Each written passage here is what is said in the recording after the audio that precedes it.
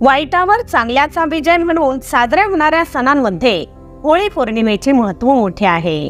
हिंदू दिनदर्शिकेनुसार फाल्गुन महिन्यातील पौर्णिमा तिथीला होलिका दहन केले जाते।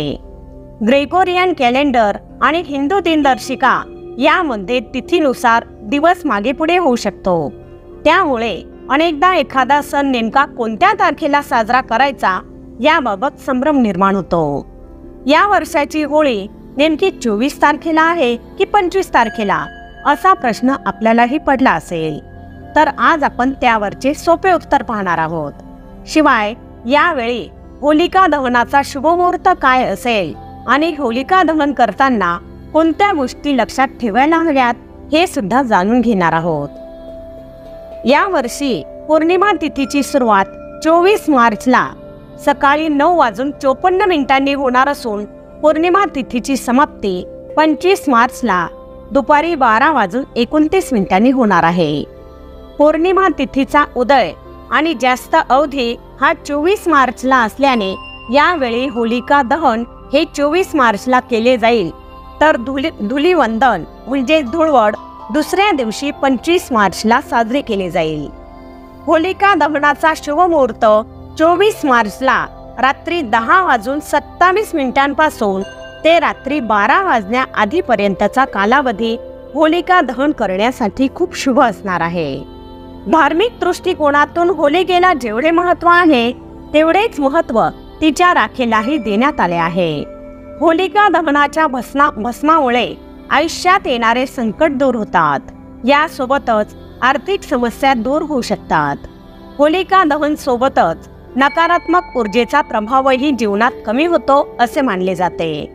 सर्व हिंदू घरांमध्ये होलिका दहनानंतर पूजा करण्याची परंपरा आहे। पूजेनंतर होलिका दहनाची राख घरी आणली जाते। होलिका दहनाच्या राखीचे विशेष महत्त्व मानले गेले आहे। याच्या वापराने घरातील सर्वात मोठा वास्तुदोषही निघून जातो। होलिका दहनाची राख शांती आणि समृद्धीसाठी वापरली जाते। आपल्या कार्यक्षेत्रात काम करताना जर आपल्याला काही समस्या येत असतील, नोकरी असेल किंवा आपला व्यवसाय असेल त्यात सतत समस्या येत असतील, तर आपण होळीच्या राखेचा उपाय करू शकता। असे मानले जाते की याचा वापर केल्याने आपल्या कार्यक्षेत्रात येणाऱ्या समस्यांपासून मुक्ती तर मिळतेच, परंतु त्याबरोबरच अनपेक्षित लाभ मिळायलाही सुरुवात होते।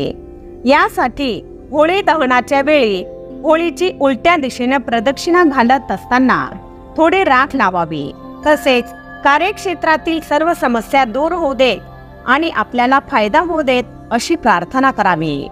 परंतु हा उपाय दुसऱ्यांच्या बाबतीत वाईट विचार करण्यापेक्षा स्वतःचे चांगले व्हावे म्हणून करावे याची जाणीवपूर्वक काळजी घ्यावी। तांत्रिक कृतींपासून मुक्ती देणारा उपाय। एखाद्याने आपल्यावर काही तांत्रिक क्रिया केली असेल, करणी केलेली असेल असे वाटत असेल, तर होळी दहनाच्या वेळी होळीतील जळत्या अग्नीमध्ये 2 लवंगा, 1 बतासा, 1 पान आणि थोडीशी खडीसाखर घालावी। त्याच्या दुसऱ्या दिवशी होळीची राख चांदीच्या तावीजमध्ये भरावी व ते तावीज गळ्यात घालावे। असे मानले जाते की यामुळे आपल्यावर जी काही तांत्रिक क्रिया केली असेल ती नष्ट होते, तसेच व्यक्ती कोणत्याही प्रकारच्या वाईट शक्ती किंवा तांत्रिक क्रियांना घाबरत नाहीत। पैशांशी संबंधित अडचणी असतील, जर आपल्या व्यवसायात नेहमी पैशांसंबंधित नुकसानीचा सामना करावा लागत असेल किंवा गुंतवणुकीशी संबंधित व्यवसायात तोटा होत असेल किंवा एखाद्याने पैसे घेतले तरी ते परत येत नसतील, तर होळीची राख वापरून पहा।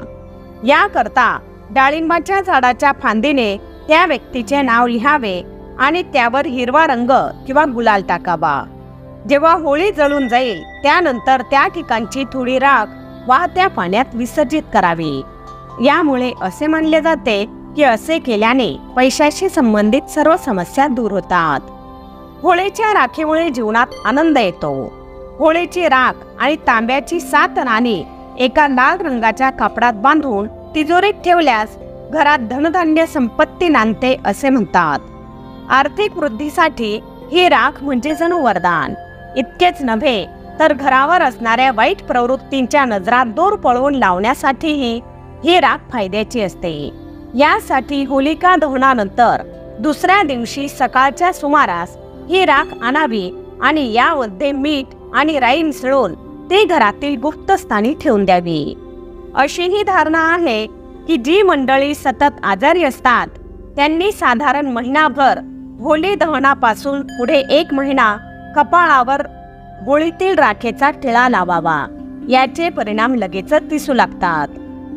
नवग्रहाच्या दुष्परिणामांना टाळण्यासाठी आंघोळीच्या पाण्यात होळीची राख मिसळावी। यामुळे आर्थिक तसेच शारीरिक फायदा होतो। अशी मान्यता आहे की होळीची राख शुभ असते आणि यावर देवांची कृपा असते। या राखेला कपाळावर लावल्याने भाग्योदय होतो आणि आपली बुद्धी कुशाग्र होते। या राखेत शरीरात स्थित दूषित द्रव्य शोषून घेण्याची क्षमता असते। यामुळे हे भस्म लावल्याने कुठल्याही प्रकारचे चर्मरोग होत नाहीत। असे देखील म्हटले जाते की होळीची उरलेली अग्नी आणि भस्मेला दुसऱ्या दिवशी घरात आणले तर अशुभ शक्तींपासून आपला बचाव होतो।